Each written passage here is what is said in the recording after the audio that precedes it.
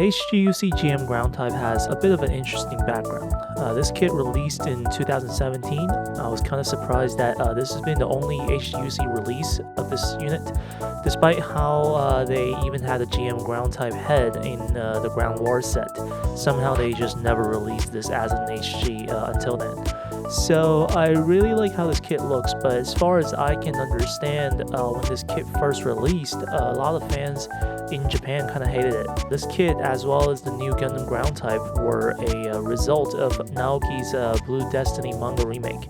Most of you should know who Naoki is by now, but for those of you that aren't familiar, Naoki is this master Gunpla builder turned semi-official Gundam designer. A lot of the really cool mecha design that you've probably seen released by Bandai were actually just based on custom models that he built, like the Lightning Z, the Hyakushiki Crash, X Impulse, and he was in charge of redesigning the Blue Destiny machines for this remake. Since the Blue Destinies are really just modified GM and Gundam ground types, Bandai basically just decided to release those two as well as kits.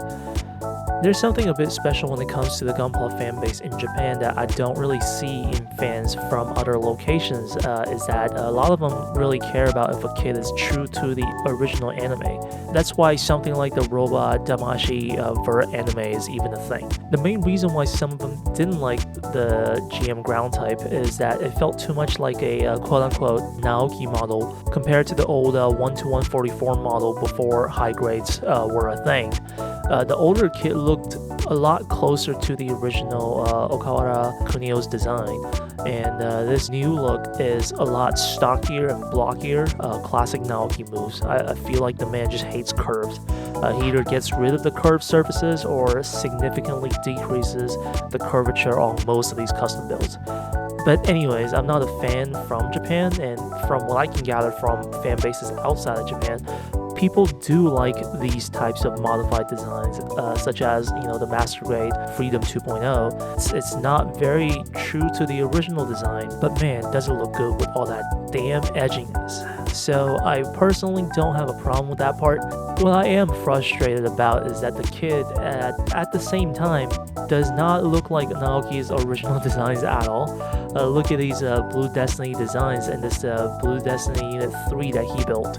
All of these look very elegant and futuristic and tall, but on the HGUC kits, all of these kits, it's like they're making some strange compromise with the classic HGUC proportions, so they all kind of got neutered.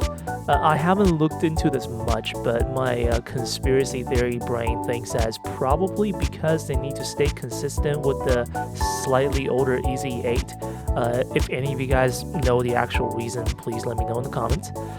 Anyways, you can very much see Naoki's influence as a modeler on this kit. A lot of these panel lines, like the ones on the chest and legs, and some of these raised details, like on the shoulders and arms, are things that are pretty standard to modelers for adding details to a kit.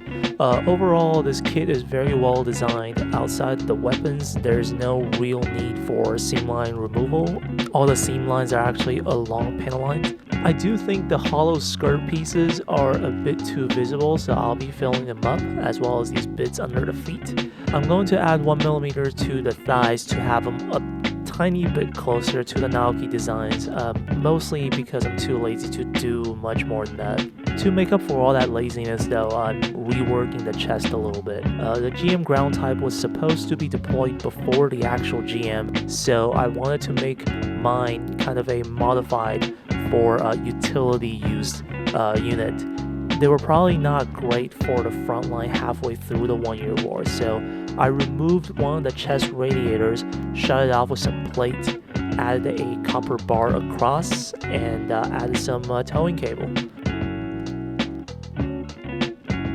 I also added more details to the shield, just mostly fake utility stuff.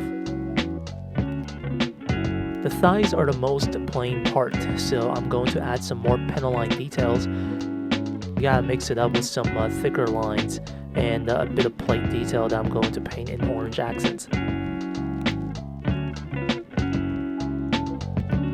Under the skirt armor, I'm using epoxy putty to fill in the spaces and some pretty standard skirt armor patterns all over.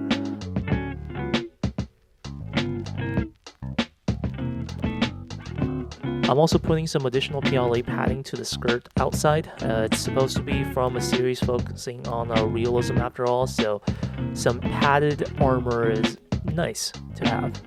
I usually use 3 types of the same color to make a very subtle shading. This time though, I'm testing a more traditional pre-shading technique, meaning that I'm going to prime all the parts with black and light gray for the shade, and paint a very diluted layer of the actual color on top. So the primer kind of darkens the supposedly shaded areas of the paint job. I've never done this before. Far as I understand, the shades end up looking kind of dark, so it can look a little dirty, which is why I never do it this way. But if you were to weather the kit as I intend to, or if you're into that very heavy in contrast type of look, then this could be actually a great method. I do have to say, since you're doing all the shading prior to the actual colors, it's a bit more difficult to control. My usual method of 3 layers of paint gives me a lot more room to adjust my shades, since you basically get like 3 opportunities to adjust the colors, but in this method is very much a one-hit KO, and to fix a part you very much have to like fix the part entirely.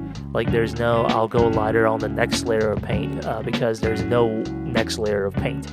But overall I think the result looks pretty okay.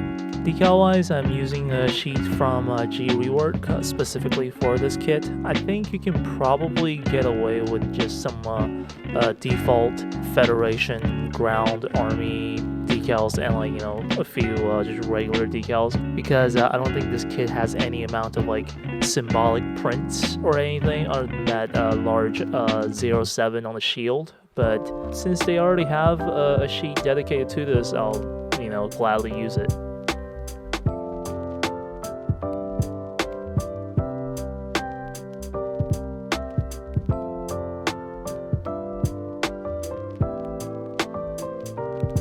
I'm going a bit heavier on the weathering here.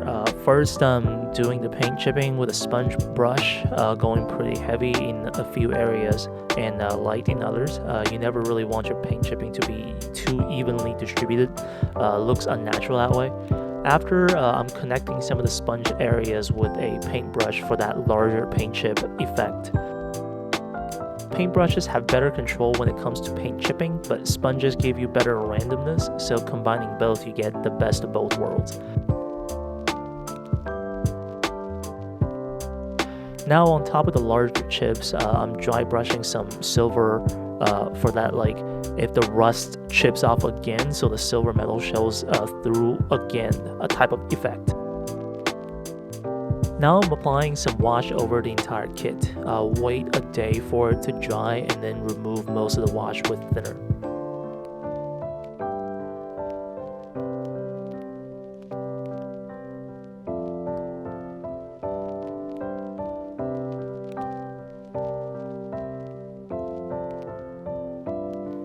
Now after a final matte coat, we just have to do some final assembly and we should be done with this kit.